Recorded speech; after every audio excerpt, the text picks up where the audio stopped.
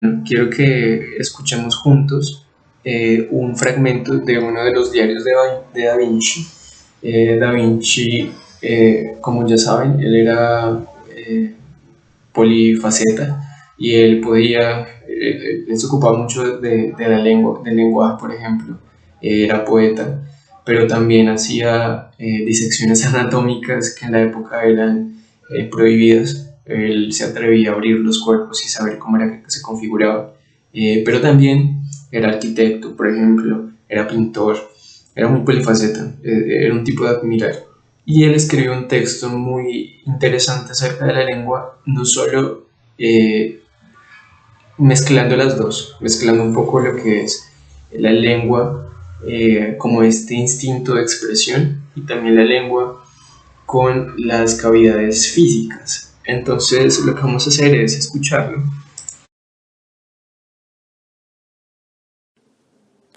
Ningún órgano necesita tantos músculos como la lengua. De estos se conocían 24, además de los que yo he descubierto. De todos los miembros movidos por la voluntad, éste supera al resto en el número de movimientos. La tarea ahora consiste en descubrir de qué manera están divididos estos 24 músculos y cómo actúan en la lengua para producir los movimientos necesarios, que son muchos y variados.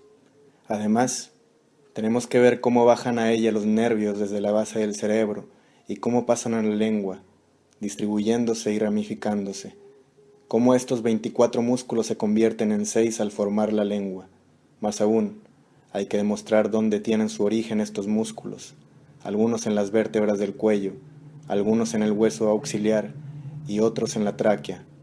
Asimismo, cómo los alimentan las venas y cómo producen los nervios la sensación en ellos.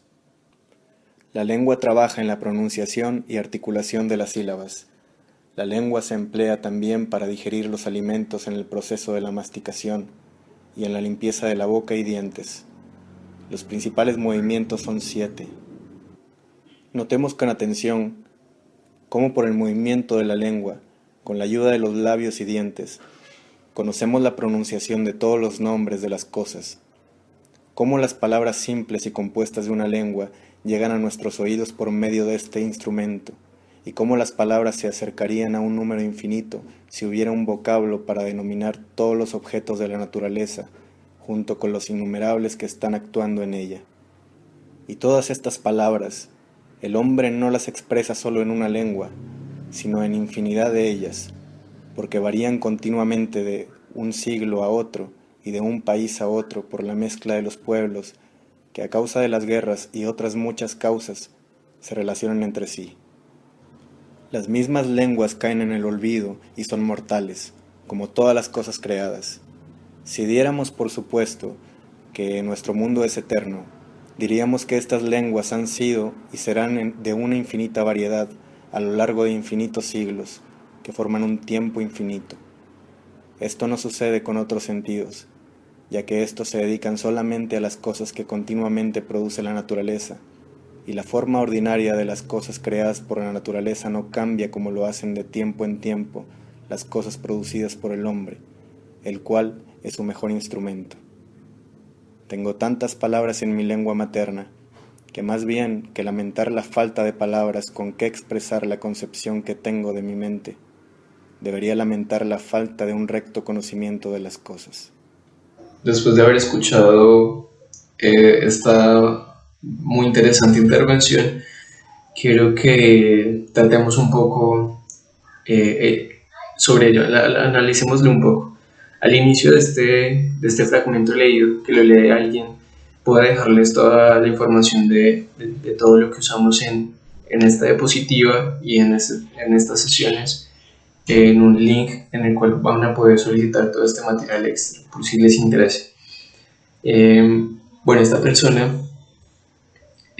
cuando narra lo que Da Vinci escribió, vemos que lo hace primero desde las consideraciones anatómicas, como la lengua nos sirve para pronunciar las vocales, como también nos sirve para limpiar la lengua, como sirve también, como está perfectamente construida para que emita la distribución y la hidratación por el resto de la boca, también cómo nos permite la masticación.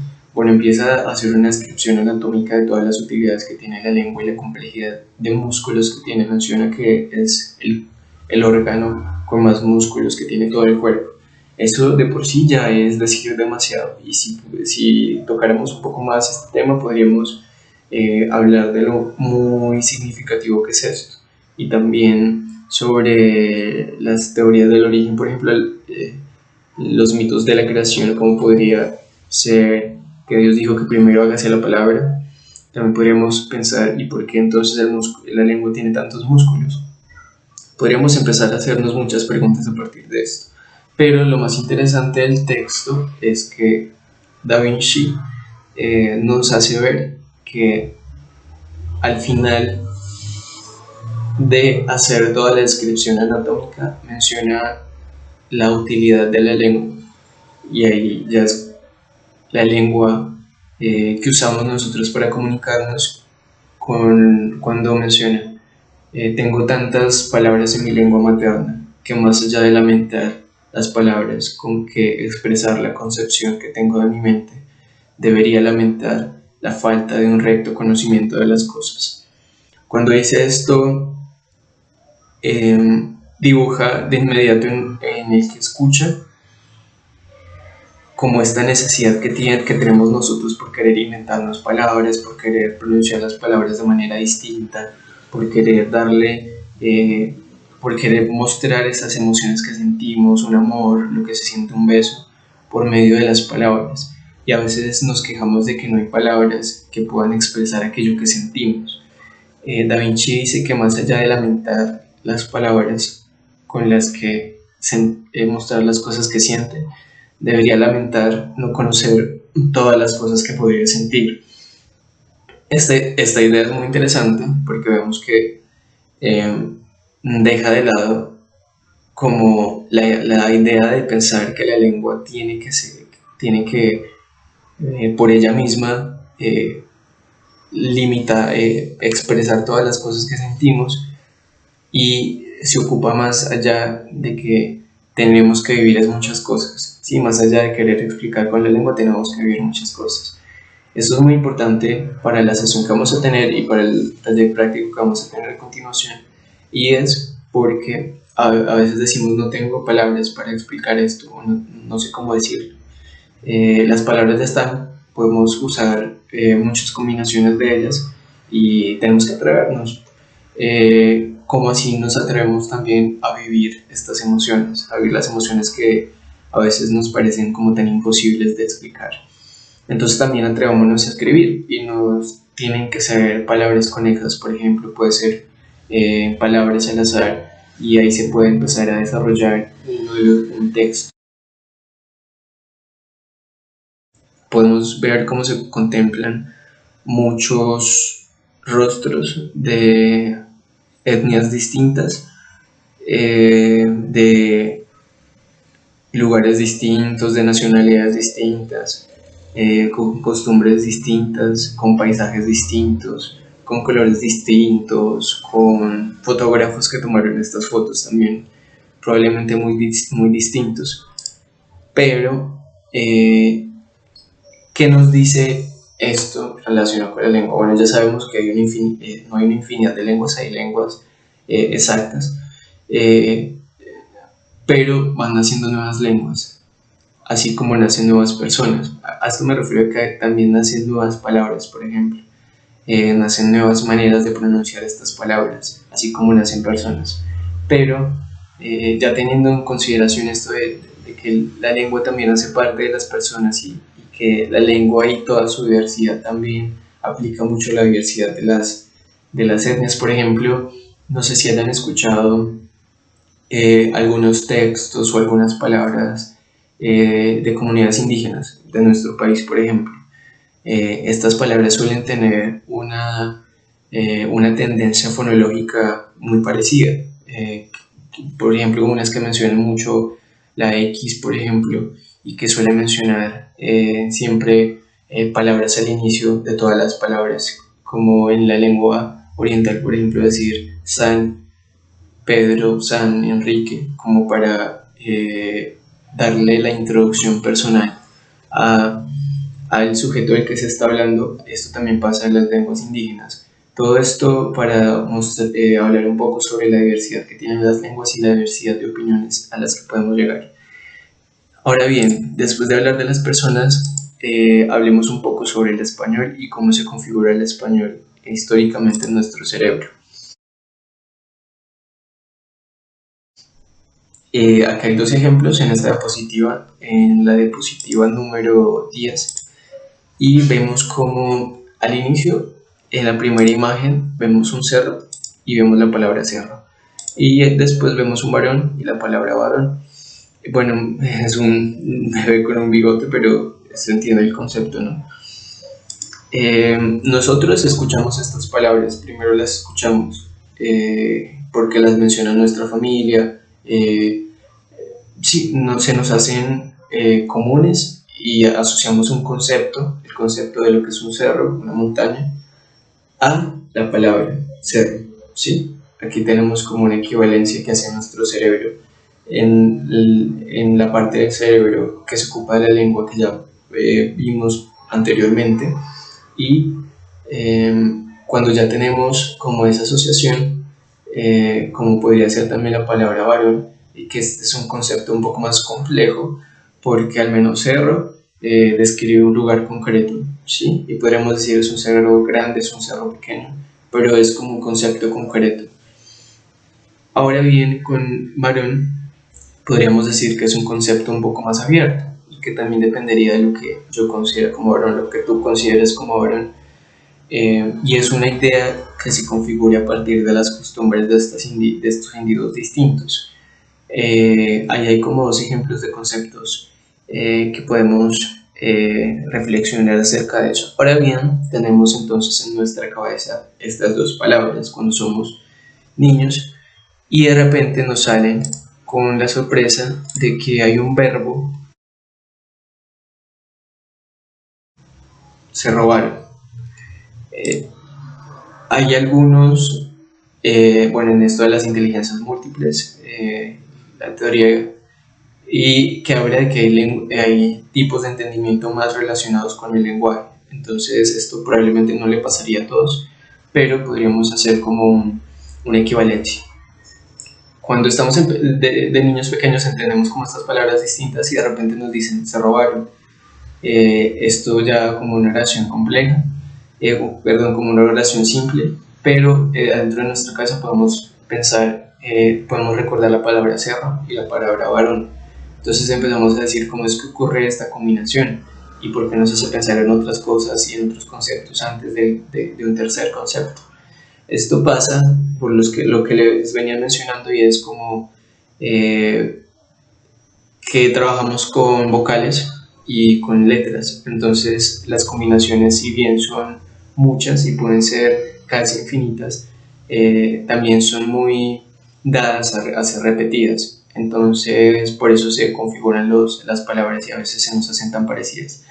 Ahora bien, cuando alguien que está aprendiendo la lengua se enfrenta a estos cambios, se da cuenta de la flexibilidad que tiene la lengua y empieza a jugar con ella misma. Entonces es importante como tener en cuenta esto. En la 12ª imagen se ve una mariposa, podríamos decir, y abajo hay una calavera en la zona media, y en la zona baja de la foto hay una rosa, o al menos sin color, pero es una rosa. ¿Qué nos podría decir esta imagen? Les pregunto. Listo, si quieren pausar el video y reflexionar acerca de esto.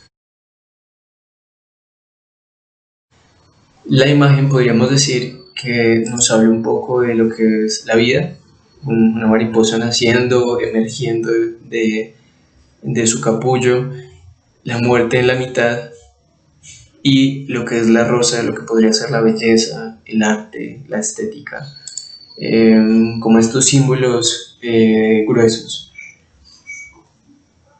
Aquí viene otra cosa muy importante de la lengua y de las palabras y cómo se configura el entendimiento y el valor comunicativo dentro de ellas, y es el símbolo.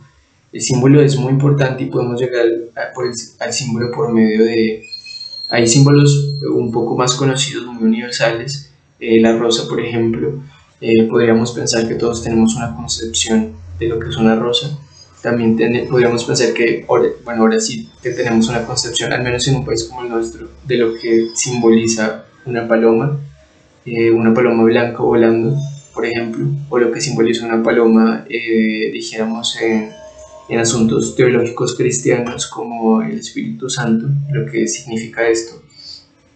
El símbolo es muy importante y el símbolo también nos hace tener ideas y conceptos en la cabeza como si fueran palabras. Podemos ir pensando en estas ideas leyendo la imagen, porque no solo leemos palabras, sino que también leemos imágenes. Además de las imágenes que tienen palabras, obviamente también leemos imágenes que no tienen palabras, que son lecturas por medio de las significancias de los símbolos. Ahora bien, ya mencionando esto, ¿qué hay en medio de la muerte y la vida? Que podríamos decir la belleza, como la mencionamos, y la belleza es una de las definiciones de la definición griega por excelencia, y es que el arte es la configuración de esta belleza exaltada y puesta en una obra concreta. En la siguiente diapositiva de flores, a mí me parece por lo menos muy bella esta imagen, y hay muchas cosas que nos está contando. Nos está contando una situación concreta, como podría ser exactamente que están en una sala, el espacio, por ejemplo, empezamos a analizar el espacio. Están en una sala, no sabemos, bueno, vemos que hay dos escalones, al menos en las imágenes que podemos ver acá. Si ven el cuadro completo van a configurar un poco mejor el espacio, pero analicemos esto. Vemos seis personajes, cada uno desde una ubicación distinta. Algunos tienen coronas con coronas verdes, otras tienen coronas rojas, otros tienen plumas en la cabeza, otros tienen flores secas, y hay una que tiene flores blancas. Si nos ponemos a pensar en la personalidad de cada uno de ellos y por qué traen estas flores, podríamos empezar a describir cosas acerca de esta pintura. Como por ejemplo que la mujer que tiene las flores blancas también tiene un anillo. Entonces podríamos hacer una analogía entre estas dos y decir que es una mujer casada que se acaba de casar hace muy poco. Esa podría ser una posibilidad, pero también podría ser otra posibilidad, por ejemplo, de que ella simbolice la pureza del matrimonio. ¿Me entienden? Así como que ya empezamos a tener otras lecturas por medio de la imagen y podemos llegar a pensar muchas cosas. Todas estas consideraciones que hacemos relacionadas con el arte y con las imágenes que percibimos, también las consideraron los hombres primitivos. Bueno, ya relajándonos un poco, ya mencionamos las significancias de la lectura, que leemos símbolos, que leemos imágenes, que cómo se configuran las palabras, cómo se configuran las oraciones simples, cómo funciona el organismo que nos permite hablar y leer y pronunciar algunas palabras. Ahora bien, vamos a hablar acerca de escribir. Pero antes de mencionar la escritura, quiero mencionar a un cuadro que quiero que lo reflexionen un poco. En esta imagen vemos cómo a partir de la iris se abre la iris y un hombre sale y despierta, como que está despertando o tiene un tono muy altivo con los brazos abiertos. Podríamos pensar que no solo leemos conscientes, ¿sí? No solo tenemos pensamientos y lecturas conscientes, sino también en los espacios oníricos, en los sueños, en aquello que soñamos y en aquello que proyecta nuestro subconsciente, en todas estas maneras de, que tiene nuestro cerebro para configurar las ideas, que tiene todas estas cortezas y todos estos sistemas neuronales que ya mencionamos. Eh, todas, estas, todas estas cosas juntas nos hacen soñar y también nos permiten leer en los sueños. No sé si alguno de ustedes recuerda algún sueño que le haya pasado en el que hayan, dijéramos, sentido que les dan el número de la lotería, por ejemplo. Ahí en estas maneras de ver estos números hay una lectura y no precisamente con los ojos, o una lectura adentro inconsciente por medio de las imágenes que ya hemos visto, por medio de algo que se nos haya quedado pendiente, pero también podemos leer por medio de los sueños. Los sueños también son muy importantes para las escrituras creativas porque son como un punto de partida muy interesante y son todas estas cosas que nos queremos contar pero que no terminamos contándonos tarde o temprano. Ya haciendo como esta otra consideración de que también podemos leer por medio de los sueños, seguimos con lo que nos amerita y es la diapositiva número 15 sobre el arte de escribir.